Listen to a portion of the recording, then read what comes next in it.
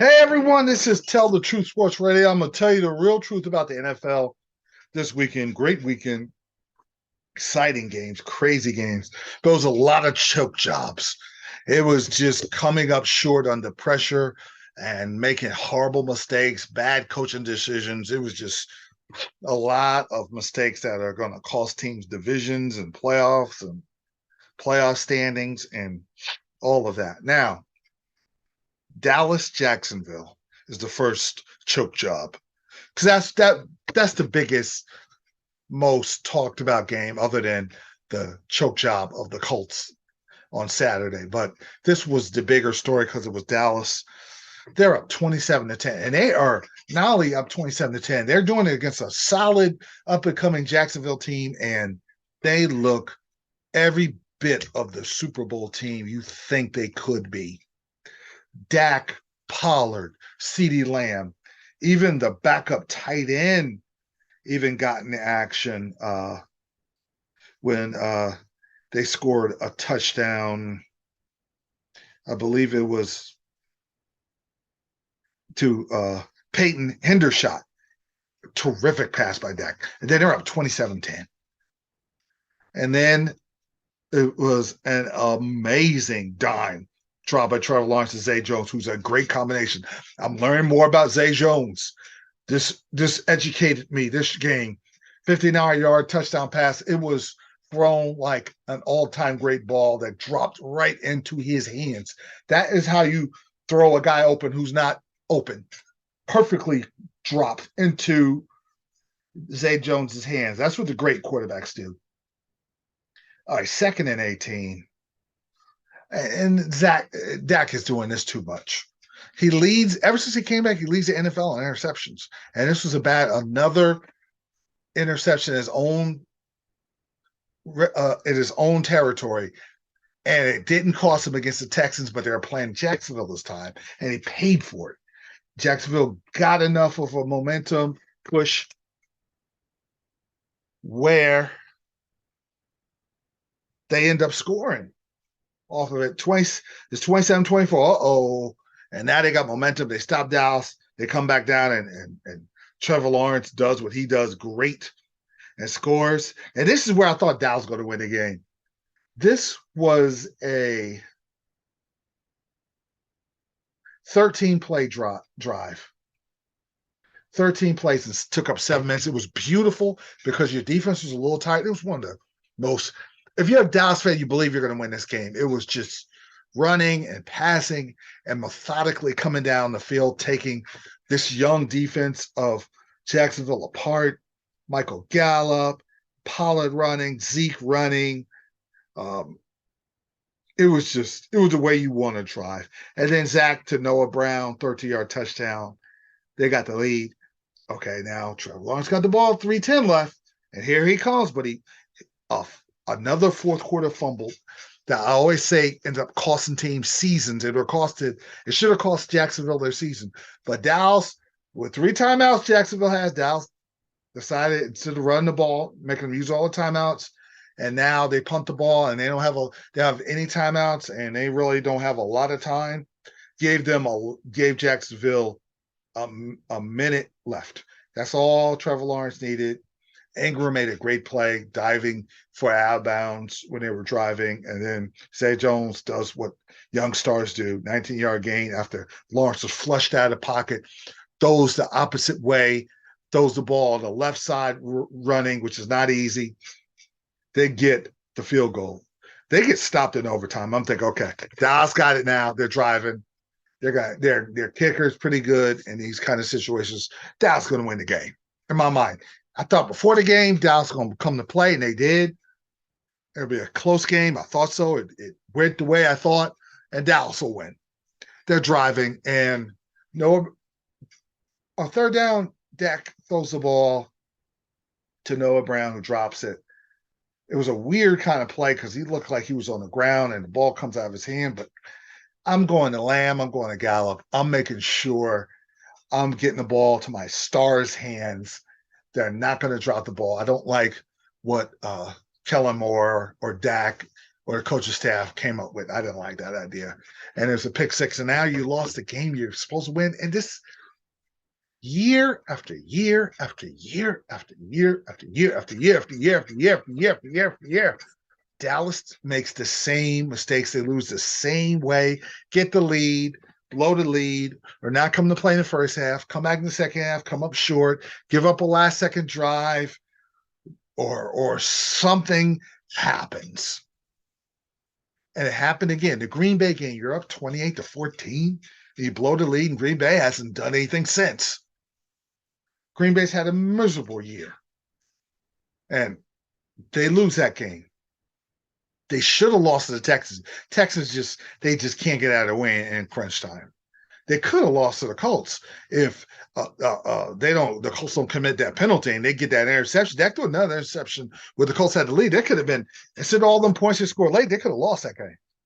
And if Daniel Jones doesn't miss Saquon, Giants probably win that game in Dallas. So Dallas was fortunate, and they did win those games. But going forward, there's a mental threshold the Cowboys have to get through when they get in the playoffs. They have the talent to beat anybody.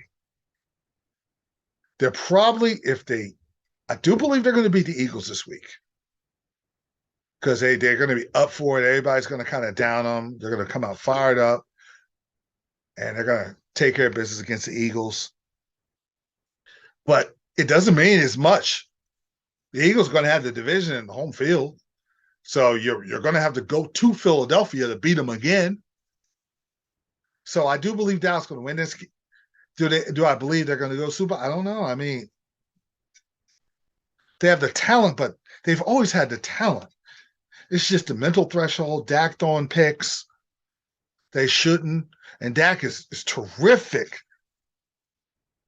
when it comes down to driving down the field in the fourth quarter. He's really good at that. So it's just, on one hand, I'm telling you how great he is under pressure. And on the other hand, I'm telling you he's throwing terrible interceptions and bad in the crunch time situations in the fourth quarter. It's mind numbing to talk about Dallas because it's betwixt and between. Okay, they're really great. Okay, they're really underachieving. They make terrible mistakes. Sometimes they're undisciplined. And then their pass rush is fantastic. Their pass rush is non-existent. It's when you're doing a podcast, you talk about Dallas, you're all over the place if you're honest with yourself. And that's how I feel. I don't know. It's hard to pick Dallas in games because you could pick them. Oh, they're going to win this game. Then they lose. Oh, they're going to lose this game. Then they come out like they did against the Vikings. So I'm picking them against the Eagles. I don't think I'm going to pick them to go to the Super Bowl, but I'm picking them against the Eagles this particular game because they're going to really want to come to play. And they have to win this. They are in the playoffs, but they have to win this game just because they want to prove that they could beat the Eagles because they were mad they lost to them. But I do believe they're going to win this game. But going forward, man, another thing teams are doing, they're game planning around Parsons now. They're putting a running back everywhere Parsons goes. They're lining up a running back to help the lineman chip. So now they just have to concentrate on blocking the others. And now the quarterback is starting to get a little more time because they're saying, listen, Parsons not beating us. Parsons was able to get up the middle on one sack, but Dallas is going to have to make some adjustments before the playoffs come. Maybe have them blitz, maybe come with another blitzer and take chances then. But they're going to have to come up with a different game plan moving forward when you're playing the big boys, the Eagles, and then the rematch with the Vikings. You're not going to beat the Vikings 40-3 again in Minnesota. They're going to be fired up to play you. And you got the bad Cousins. Maybe you get the good Cousins. You get the good Cousins, that means Dak's going to have to put some points on the board to match them. But this is going to be fascinating going forward. It's just, if I'm a Cowboy fan, I don't drink, but I would probably have a bottle of whiskey watching the Cowboys because you don't know. You don't know what Cowboy team is going to show up moment to moment. It's hard to predict them. I see the talent, so I'm like, okay, it's a Super Bowl talent, all right. And then they underachieve against the Texans. I'm like, Dallas, eh. And the fans who are not Dallas fans, who don't like them, boy, do they celebrate when they lose. My gosh.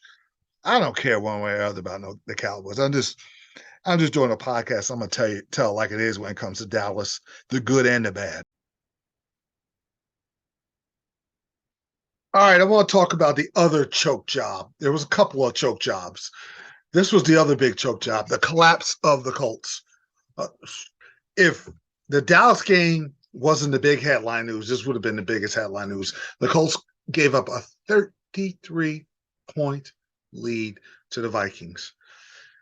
And this was the low lights for the fourth quarter. After when it got 36-21, because it was 36-3, okay. I mean, 36-7, all right. 36-14, okay. 36-21, wait now. Well, let's see if they score another touchdown. Then it gets interesting. Because it's those interception in the fourth quarter. And they still come down and get a touchdown. Now we got a problem. It's 36. When they got 36-28 with 5:30 left, uh-oh. Oh, boy. And Cousins could do that. He could throw a couple of interceptions, look bad. He could throw 5 interceptions and then turn around and throw 5 touchdowns in the same game. And he caught fire. And now it's 36-28. And this was a bad call, which really hurt the Colts in a way. Because there was a fumble. Deion Jackson fumbled.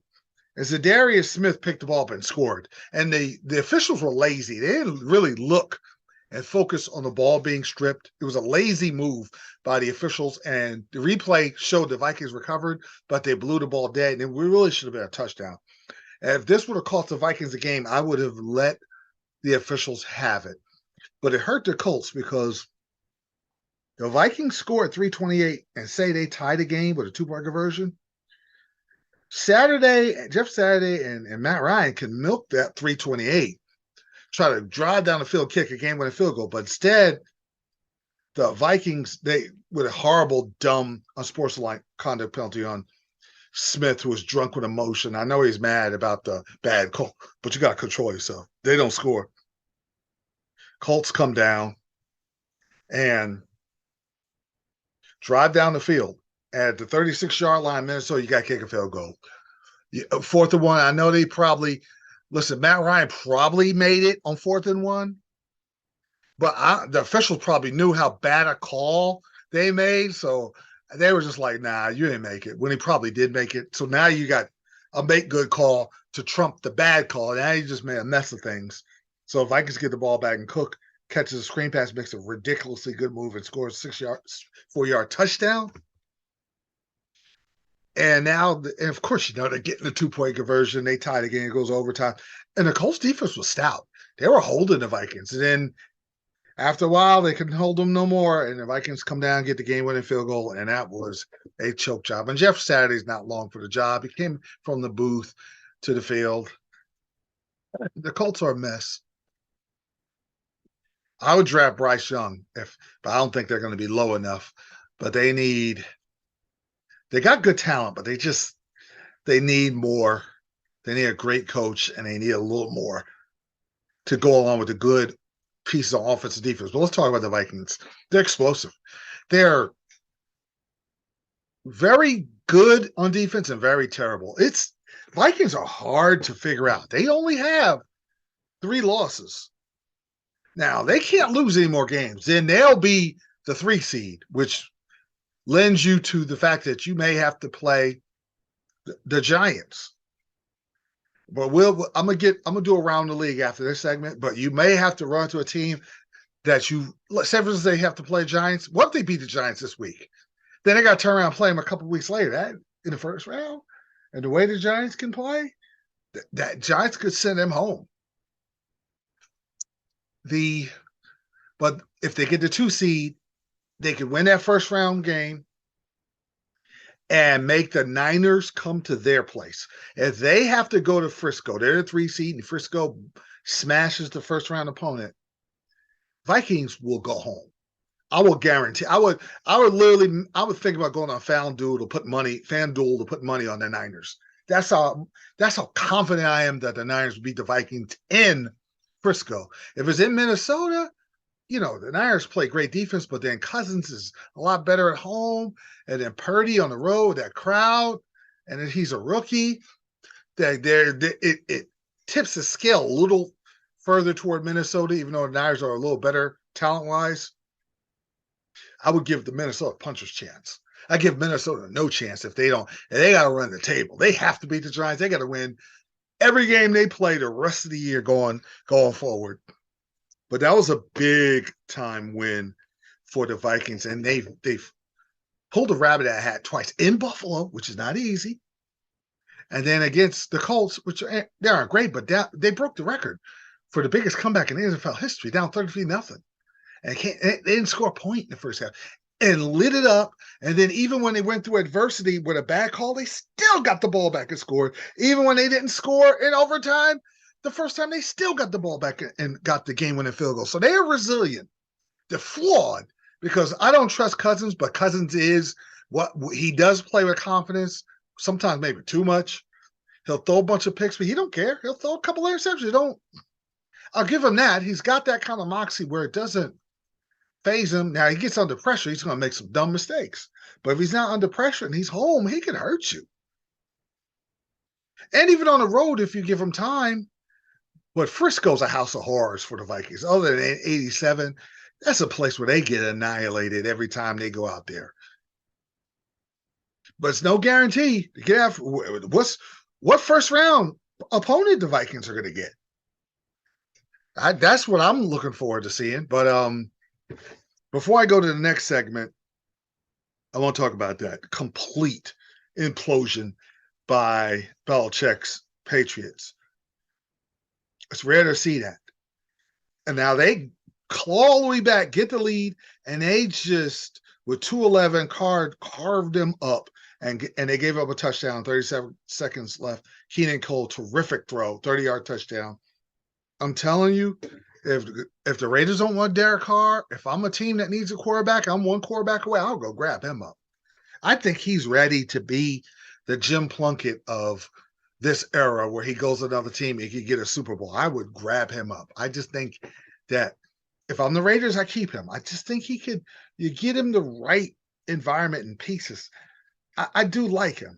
Maybe I like him too much. Maybe he's not what I think he is, but I see plays like this, and I've seen him come back and lead the Raiders to the playoffs last year against the Chargers going toe-to-toe with Herbert. And I'm like, yo, dude could do it. Now, of course,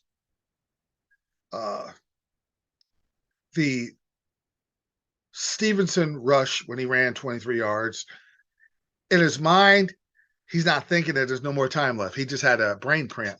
You'll sit down, you're supposed to go to overtime. The way we're moving the ball, we get the ball back, we're going to win the game. But he gives it to Jacoby Myers. And now Jacoby Myers, his mindset is, okay, this is the last, we're losing. So I think he just forgot it was a tie. So let me make a play loud. Let's keep this play alive. Let's score. But he threw it all the way backwards, and Jones gets the ball and runs it in for a touchdown. And the Raiders win an improbable game that could conceivably cost the Patriots if they don't come back, turn around, and they got to beat the Bengals who are on fire, and then they got to try to beat Buffalo in Buffalo. Whew. Doesn't look good. Doesn't look good at all for the Patriots. That was the disaster. If they miss the playoffs by a game, they'll think about this. I remember 78, the Joe Pistarczyk fumble, where it changed the way the game was played, where now you're taking the kneel down instead of handing the ball off, taking a chance. When you got the victory formation, you just don't take any chances. That changed the entire landscape. This will change a little bit where when you need to just go to overtime. I think this is going to be on display when coaches put the tape out. This is what not to do. We'll never do this. So you're probably never, ever going to see that again. So unfortunately, Jacoby Myers is part of NFL history in a negative way, with the Jim Marshall running the wrong way, Joe Pistarczyk fumble. the butt fumble of Sanchez. There's always that infamous play. This is one. This is one. And this will probably cost New England dearly. Okay, around the league, Buffalo, Miami was the big game Saturday. I was looking forward to this game too because I knew this is pretty much a possibility. This could be for the division. And Buffalo and Miami, they battled. Buffalo's kicking field goals. Miami was scoring touchdowns until Miami finally caught up to Buffalo. Bad roughing the punter penalty. Tua to Tariq Hill. Tariq Hill and Waddle made two explosive plays. Buffalo did their secondary did a good job, but you can do a good job, stop him. Then boom, 56-yard touchdown, Tariq Hill. Boom, long touchdown, Waddle. You can't always stop them because one lapse in concentration, they're gone past you. And that's what happened. They get another field goal, which they should have scored to take a 2-score lead in the fourth quarter, but they kicked yet another field goal. Every time they got in the red zone, they weren't converting touchdowns. And Buffalo did. And Buffalo, now, for the most part, they did a good job of stopping Josh Allen. They had a spy, and they were able to trip him up a couple of times. Javon Holland did a good job of spying Allen, but you could stop him. This is like Hill and Waller. You can stop him from running, but then he's going to get you that one time, that long run. He got a 44-yard run and set up an awesome touchdown by Allen on the run to Knox. Dawson Knox, like I told you, he's going to be the star of the show. In my previous podcast, and he did. And he delivered the goods. And they tied the score, 2-point conversion. And Miami's driving, couldn't convert on third down. They were ready to take the lead with a field goal or touchdown. Couldn't do it. Buffalo on third. This was the biggest play of the game. Was the 2nd and 20 pass that Gabe Davis for 15 yards. Manageable third down. They convert, they drive, they run the ball down the field, and they kick a field goal, and they win the game. They made more plays than the Dolphins. They were more comfortable in that atmosphere. It was freezing cold. Last time, early in the season, last time they played, Miami was more comfortable in the blazing heat. Buffalo cramped up and folded. Miami could not convert in the cold. They played good in the cold, but not good enough. Buffalo played good, decent in the heat, but not good enough. And this was a contrast of two different cities and two different home field advantages, and Buffalo took advantage of it. And they ended up winning. And the Chiefs keep pace, squeaking by the Texans. The Texans have been feisty the last couple of weeks. And they beat them in overtime on a strip fumble by Jones. And they do what they have to do. They did what they had to do to win the game in overtime. No, Frank Clark and Jones, they're their two defensive players that usually make plays. And McKinnon rushes 26-yard touchdown. Jerry McKinnon is a good runner, and Pacheco. That's a nice little in-between-the-tackle type of runners that really have grounded the Chiefs to go along with the newer kind of way that Bieniemy and runs the offense, and Andy Reid. A little more shorter passes, a lot more variety of different receivers. Kelsey still gets his, and they're efficient. And Mahomes was fantastic. The defense was not good. He was 36 of 41 for 336 and 2 TDs.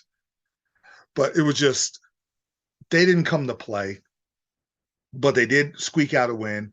And if they run the table, I believe they'll, even though they don't have home field advantage at this point, if they beat Seattle and Denver at home, which will happen, they got to go to Las Vegas, which is going, I don't care if the Raiders have it. That's going to be a very, very tricky game.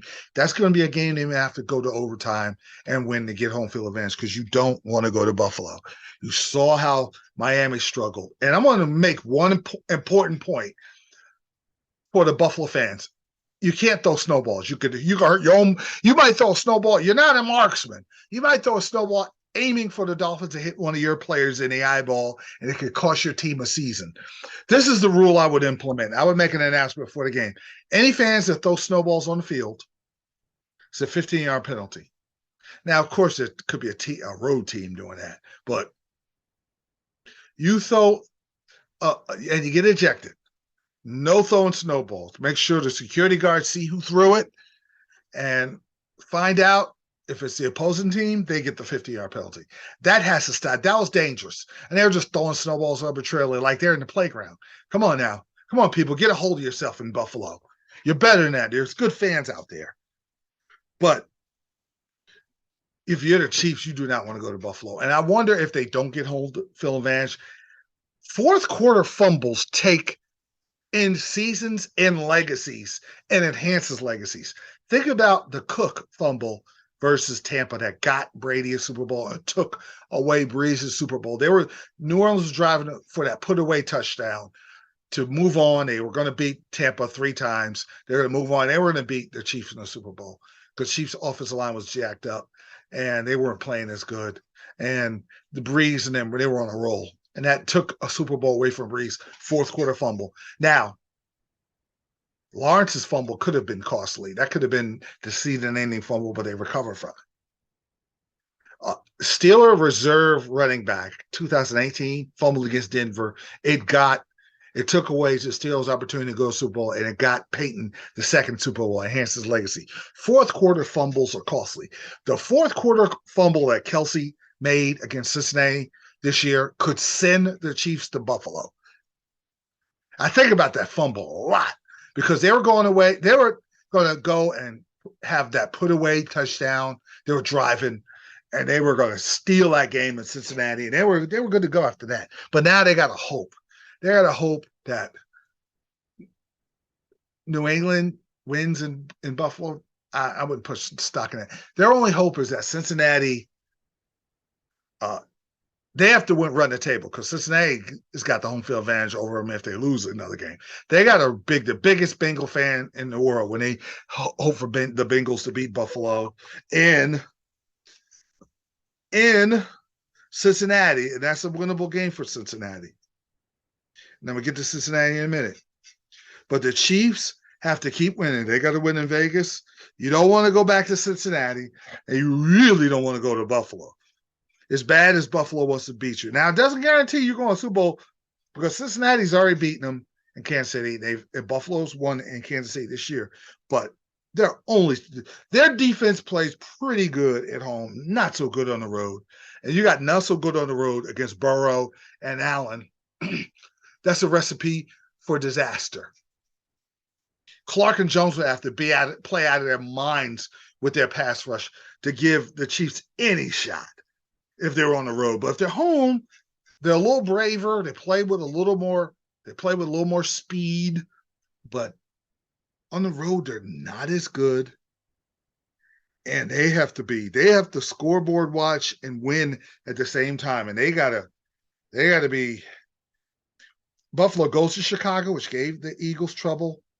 But barring Allen imploding, Buffalo should win. Now, if Allen throws a couple of interceptions and Fields runs for a couple of touchdowns, that's a problem. And I want one more thing about Buffalo. Their run defense is putrid. Mostert had 136 yards rushing. Miami ran the ball for 186 yards. Buffalo will get eliminated in the first round at home if they allow, like, say, the Chargers or say the Dolphins come back in there, or the Bengals will go to Buffalo, or they have to travel to Cincinnati and Mixon and those guys get to run in. Burrow wouldn't even have to pass the ball as much. And what that does, when you can't stop the run against a really good team when the playoffs come, now that opens the door because now you got to play a vanilla defense. And now that opens the door for the playmakers for the other team to get one-on-one coverage like Tyreek Hill had near the fourth quarter when they took the lead. And they got away with it, but you're not going to get away with that in the playoffs. Cincinnati was a dead man walking versus Tampa, down 17-0, and Tampa force-fed that game to the Bengals. Bengals got a field goal, 17-3, but then an idiotic punt, fake punt or whatever that was, led only to a field goal. Okay, we avoided disaster. But then the Tampa Bay, Brady throws a bad interception. This is the only really bad interception, bad play. Because a friend of mine asked how Brady played. I said, not bad. He got pressured like crazy. They did it, even without their one of their best pass rushers hurt. The Cincinnati did a good job of getting after Brady. Tampa's offensive line is a sieve. So he throws an interception. Now, this is the game. If Tampa gets off the field, they are winning. They're winning the game. Fourth down, and Burrow gets sacked all the way to the 50-yard line. It was one of the rare bad mistakes by Burrow. Holding penalty. Levante David holds Chase, stupid, and they score a touchdown. And in my mind, I said, this is game. Even though they're down 17-12. I said, oh, the sideline's alive and the better team is awoken. And after Brady gets sacked, two players, I don't even think anyone could have held the ball. It was like a jailbreak. He fumbles, they score. All right, you're down a score now, but then there's another fumble. They score. And that's game. 34-23, they win. And the Bengals, it was a good road win. And you didn't come to play, and you come back, and you win on the road, and they're playing like one of the better teams in the AFC. Burrow. He does what he's supposed to do. 4 TDs, second half, doing what he's supposed to do. Threw for only 200 yards, but he did what he had to do. And Chase and Jefferson from the Vikings are the two best receivers in the league this year. And they both played at LSU with Burrow. How good was that team? How good was that 2019 LSU team? But they took care of business. So they're in the mix, hoping for home field. They could have really got it if Texas could have finished off the Chiefs. But losing teams find a way to lose if they have the lead because they don't know how to win. And that's kind of, and Philadelphia took care of business. Again, not the best game in the world, beating Chicago. Now, there are times that Hurts has to have even a better grasp of the game. There were a couple times where he went for the big play too many times. And then there was a shallow cross that was open. He goes deep and misses. Third down, you could have had a little bubble screen. He misses. The guy may have scored on the bubble screen. I forget the receiver's name. He didn't see him. He tries to throw the ball deep, and they have to punt. Okay. Playoffs come. You're playing the Niners. If you're playing a Cowboy team that wants to come to play, you can't make those mistakes. So that's something they have to kind of work on and clean up. But the Eagles are in the catbird seat. It looks like they're going to get the home field advantage throughout. And Minnesota's got to hold off the Niners. And Tampa, if Dallas can win another game, the Giants are going to have a hard time with the Vikings. They really are. If the Giants lose one game, because they may get the Philadelphia game, and Philadelphia doesn't have anything to play for. If the Giants can get 2 out of 3, I think they're okay. Seattle's going to get beat. Seattle's going to go back. Detroit's going to get in if Washington loses to the Cowboys. Washington Cowboys game is big. The Cowboys game, I don't think the Cowboys are going to need that game. I think all 4 NFC teams get in because Dallas is going to rest their players. They're going to want to beat the Eagles just to prove they can beat the Eagles. Then they may not have nothing to play for because they'll be stuck in that. See, if they lose to the Eagles, the Giants, and it behooves the Cowboys to keep winning till they secure the top wildcard spot. You get Tampa, and Tampa's a mess. But now, if Tampa and Dallas play, you got 2 teams that are they're just undisciplined and bad. But the Cowboys have Super Bowl talent and they're undisciplined and they make dumb mistakes. Tampa doesn't. So I would slightly give Dallas the edge, but Brady is, even though he's old, he's still good enough to give you a last-second drive. I would not leave that door open for Brady if it's Dallas. If it's the Giants, the way the Giants beat Washington yesterday, and that was big because Thibodeau's sack and fumble recovery changed the whole game and allowed the Giants to get the lead. They relaxed, and Barkley took care of business, 87 yards, and Jones was big time on big time drives, and they got the big time stops on Heineke when they needed it. That from what I saw the Giants, they will whoop Tampa Bay. They've done it before. Brady wasn't there, it was 2008, I believe, or 2007. They whooped the Tampa in their wild card run. They would whoop Tampa. Dallas, of course, would whoop Tampa, but Dallas is they're so shabby at times, and great and shabby all in one. I would give Tampa a chance considering the way Dallas kind of beats themselves. But the Giants would come in there and they would whoop Tampa. If I'm the Giants, I'm trying to win every game. They should be good for the playoffs after that win, but I want to get that top wild card. And they lost to Dallas twice, so they gotta hope that Dallas loses 2 more times. Tennessee's gonna need that game. If they lose to the Eagles and the Giants win, if the Giants win 2 out of 3, Dallas will have to lose 3 because you want a game. If the Giants end up going 10-5-1 and Dallas is 10-6, the Giants play Tampa. So that's or the Giants have to run the table. They don't run the table and Dallas wins, and say for instance Dallas wins this week and the Giants lose to Minnesota. Now the Dallas is not going to play their start. Dallas is going to pretty much secure the wild card. They can start scouting Tampa because nobody in that division wants it. So Tampa's probably going to win by default. And then Washington, then the Giants will, if the Vikings don't slip up, the Giants will have to play the Niners. Ugh. That's a tough matchup. And then the Washington will play Minnesota. And Washington barely lost to Minnesota. And Minnesota would have to come to play. Those 2 inside tackles, defensive tackles for Washington, and them Alabama boys mean business. And that would be a very interesting rematch.